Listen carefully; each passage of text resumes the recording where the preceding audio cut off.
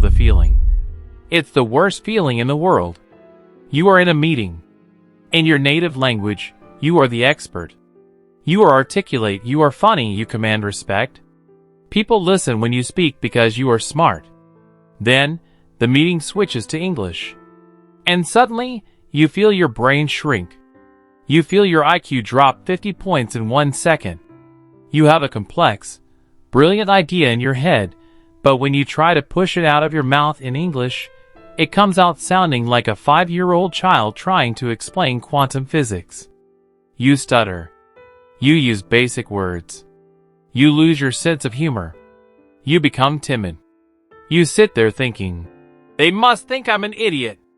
They must think I'm incompetent. If only they knew who I really am inside." You feel like a fraud. You feel like an imposter waiting to be exposed. I'm Tom, and welcome back to English Adventure. Today, we are going to talk about the single biggest psychological barrier to fluency for high-achieving adults. We are going to talk about why you feel stupid in English, and why your obsession with sounding smart is the exact reason you will stay stuck forever. You don't have a grammar problem. You have an ego problem. And today, we have to kill that ego. Part 1. The diagnosis: the high achiever's curse. This phenomenon, the IQ drop, doesn't affect everyone equally. If you are lazy or uneducated in your native language, you probably don't care about sounding bad in English. This curse specifically targets the high achievers. The doctors, the engineers, the lawyers, the managers. People who have spent their entire adult lives building an identity based on competence and intelligence. Your native language is a finely tuned instrument. You can play symphonies with it. You understand nuance, sarcasm, irony. Your language is your personality. English, right now, is a plastic toy saxophone. You can only make loud, clumsy noises with it. When you have to use that plastic toy in a professional setting, it causes massive cognitive dissonance. There is a violent gap between who you know you are inside, competent adult, and how you sound outside, clumsy child. This gap is painful. It is humiliating. So what do? You retreat. You stop speaking. You hide in the back of the room. You let other people take credit for ideas that you had, just because you were too afraid to articulate them imperfectly. You are sacrificing your potential on the altar of your vanity. You would rather be silent and thought a fool than speak and remove all doubt. Part 2. The root cause: the Perfectionist Trap. Why is this paralyzing you? Because you are an addict. You are addicted to perfection. You are addicted to the feeling of being right. In your professional life, mistakes have consequences. If you are a structural engineer, a small mistake means the bridge falls down.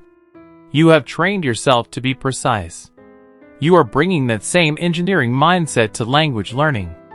You think, before I open my mouth, the sentence must be perfectly constructed. The grammar must be flawless. The vocabulary must be sophisticated. You are trying to build a bridge in your head before you lay a single brick. But language doesn't work like engineering. Language is messy. Language is biological. It grows through failure. You cannot think your way into fluency. You have to stumble your way into fluency. Every time you stop yourself from speaking because you aren't 100% sure of the grammar, you are choosing comfort over growth. You are protecting your ego today at the expense of your fluency tomorrow. You are so terrified of sounding stupid that you are guaranteeing you will remain incompetent. Part 3. The mindset shift: embracing baby brain. So how do we fix this? How do we close the gap between the smart you and the English you? You have to accept a brutal truth. To become a master, you must be willing to be a fool again. You have to accept that your English identity is, currently, a toddler. It is underdeveloped. It is clumsy.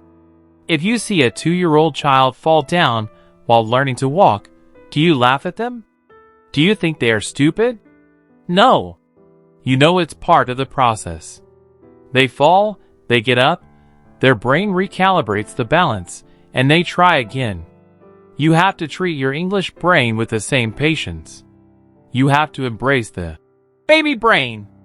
You have to be willing to walk into a high-level business meeting and speak imperfect, slightly clumsy English with absolute confidence.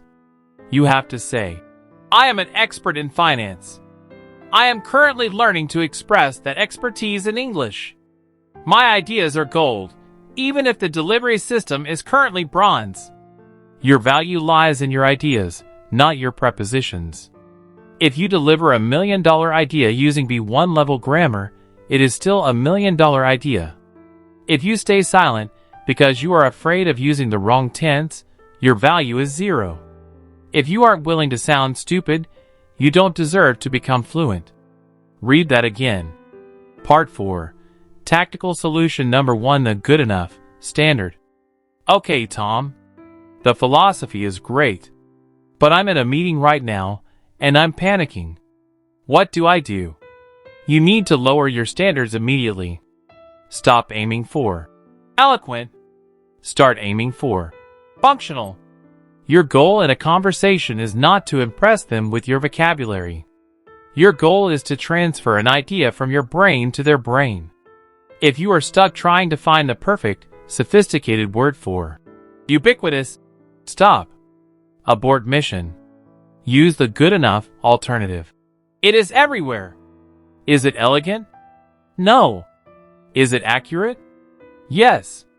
Does it keep the conversation moving? Yes. High achievers get stuck trying to translate the nuance of their native thoughts. You have a 4K ultra high definition thought in your head, and you are frustrated that you can only transmit it in 720p resolution in English. Accept the 720p. It's viewable. People get the picture.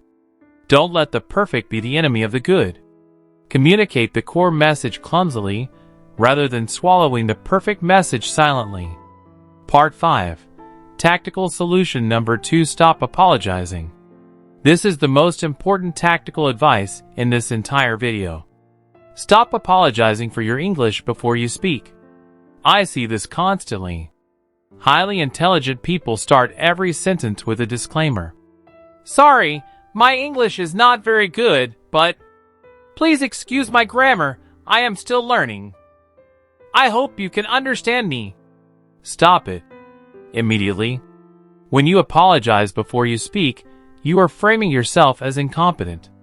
You are telling the room, lower your expectations. Don't take me seriously. I am subordinate to you. It destroys your authority before you have even shared your idea. And here is the secret. Nobody cares about your grammar mistakes as much as you do. Native speakers are not sitting there with a red pen grading your speech. They are listening to your ideas. When you make a mistake, do not stop. Do not say, sorry. Do not make a pain face. Just correct it if you can catch it quickly, or just plow right through it. If you say, "Me go to the store yesterday," instead of, "When," and you keep talking with confidence, nobody cares.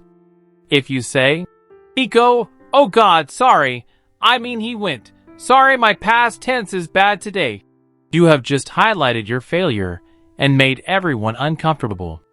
Confidence covers a multitude of grammatical sins. Apologizing just shines a spotlight on them. Own your space. Speak your imperfect English with the authority of the expert that you are.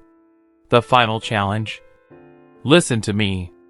The IQ drop is real. It hurts.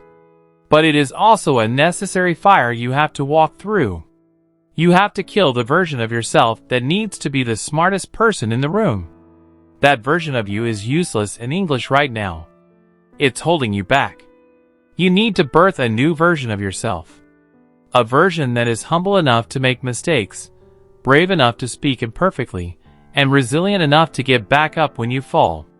Stop protecting your ego. Start building your skills. The world needs your ideas. It needs your expertise. Don't rob us of that just because you are afraid of confusing in and on. Be brave enough to suck. That is the only path to eventually being great. If you are ready to stop feeling like an imposter and start owning your voice, however imperfect it is right now, hit the like button. Subscribe to English Adventure. It's time to kill the ego. I'm Tom. Speak up.